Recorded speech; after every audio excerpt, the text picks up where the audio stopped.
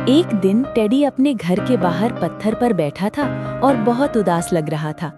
उसका चेहरा बिल्कुल बुझा हुआ था, जैसे किसी ने उसकी खुशी छीन ली हो। उसी समय उसका सबसे अच्छा दोस्त बडी वहां आया। बडी ने टेडी को देखा और पूछा। अरे टेडी, क्या हुआ? आज तुम इतने उदास क्यों हो?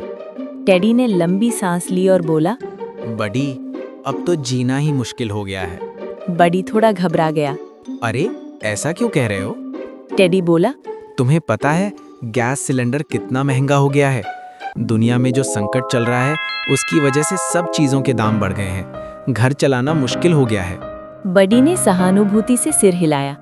टेडी फिर बोला। और ऊपर से चिंटू और उसके दोस्त देखो, वो लोग तो खुशियां मना रहे हैं। बडी ने हैरानी से पूछा। खुशियां? किस बात की? टेडी बोला। वो कह रहे हैं कि अब सरकार बदल जाएगी और बहुत मजा आएगा। इसलिए वो लोग गैस सिलेंडर जमा करके रख रहे हैं ताकि बाद में महंगा बेच सके। बडी थोड़ा गंभीर हो गया। तो ये बात है? उसने धीरे से कहा। टेडी, तुम्हारी बात सुनकर मुझे कहानी याद आ गई। टेडी ने उत्सुकता से पूछा। कौन सी कहानी? बडी मुस्कुराया और बोला। एक बस्ती की कहानी जहाँ एक बहुत चालाक लोमड़ी रहती थी। मतलब? टेडी ने पूछा। बहुत समय पहले जंगल के बीचों बीच एक बड़ी बस्ती थी। उस बस्ती में कई तरह के जानवर रहते थे। हाथी, हिरण, खरगोश, भालू, बंदर, गिलहरी और बहुत सारे पक्षी। सब जानवर मिलजुल कर रहते थे, एक दूसरे की मदद करते थे। उस बस्ती का एक मुखिया हाथी था। मुखिया बहुत समझदार और न्यायप्रिय था। अगर किसी जानवर के साथ समस्या होती तो वो मुखिया के पास जाता और मुखिया उसका समाधान निकाल देता।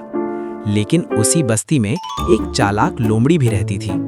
लोमड़ी बहुत होशियार थी, लेकिन उसका स्वभाव अच्छा नहीं था। वो हमेशा अपने फायदे के बारे में सोचती थी। उसे दूसरों की परेशानी से कोई मतलब नहीं था। और सबसे बड़ी बात, लोमड़ी की मुखिया हाथी से बिल्कुल नहीं बनती थी, क्योंकि एक बार मुखिया ने उसे चोरी करते हुए पकड़ लिया था। उस दिन से लोमड़ी मन ही मन मुखिया से नाराज रहने लगी। एक रात जंगल में तेज हवा चल रही थी। तभी अचानक किसी दुश्मन जानवर ने बस्ती के किनारे आग लगा दी।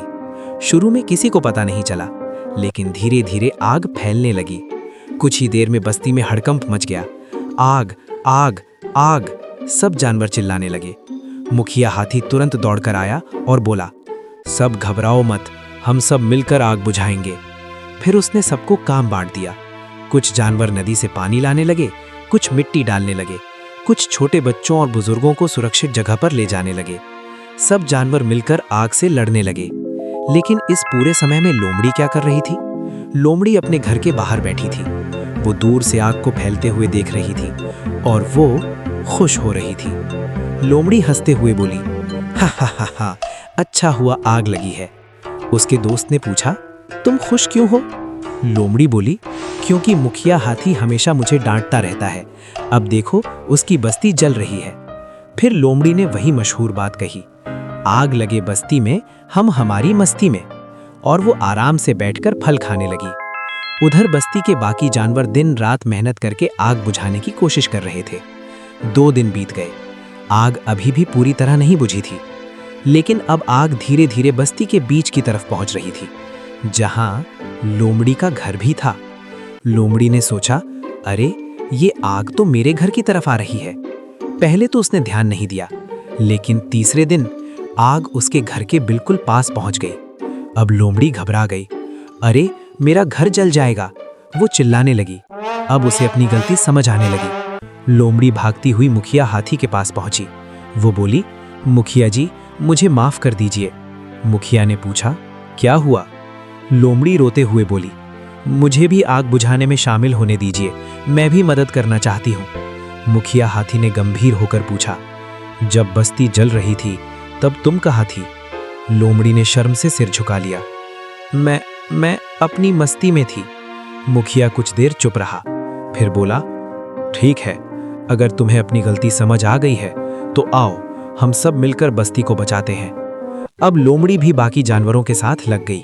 वो पानी लाने लगी, मिट्टी डालने लगी, दूसरे जानवरों की मदद करने लगी। सब जानवर मिलकर दिन रात मेहनत करने लगे। आखिरकार कुछ घंटों बाद आग पूरी तरह बुझ गई। पूरा जंगल खुश हो गया। सब जानवरों ने राहत की सांस ली। लोमड़ी ने मुखिया के पास जाकर कहा, मुखिया जी, आज मुझे एक बड़ी सीख मिली है। मुखिया ने पूछा, क्या सीख?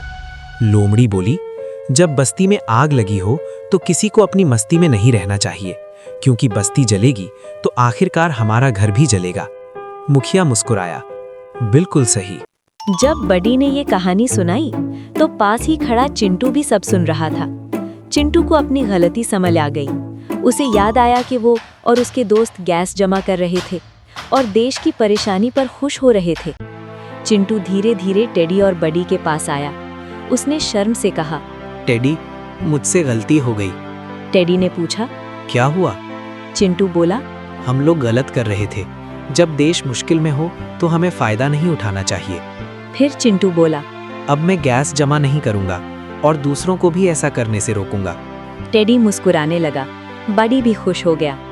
बड़ी ने सबको देखकर कहा, याद रखो दोस्तों, जब समाज या देश मुश्किल में हो तो हमें अपनी मस्ती नहीं करनी चाहिए, बल्कि मिलकर समस्या का समाधान करना चाहिए, क्योंकि आग लगे बस्ती में हम हमारी मस्ती में, आखिरकार सबके लिए नुकसान ही लाता है।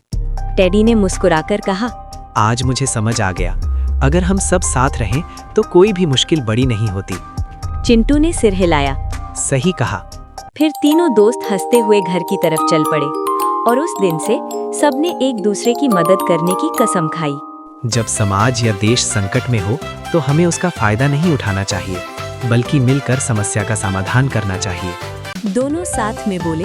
अगर आपको ये मजेदार कहानी पसंद आई तो वीडियो को लाइक और शेयर जरूर करें और टेडी बडी कार्टून को सब्सक्राइब करना मत भूलिए। फिर मिलते हैं टेडी बडी कार्टून की नई कहानी में।